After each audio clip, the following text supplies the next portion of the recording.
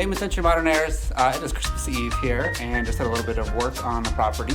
Haven't been here for a couple days, doing some holiday stuff with the family and friends, so took a little break here to get on, but looks like we're actually on schedule still, perhaps a little bit ahead of schedule. But got the kitchen completely removed and bathroom 1 completely gutted, which I think I covered on my last video, don't remember, which leaves just the floor and tub left to remove in the master bath. And then we're basically back to complete gutted state and can start rebuilding things at that point.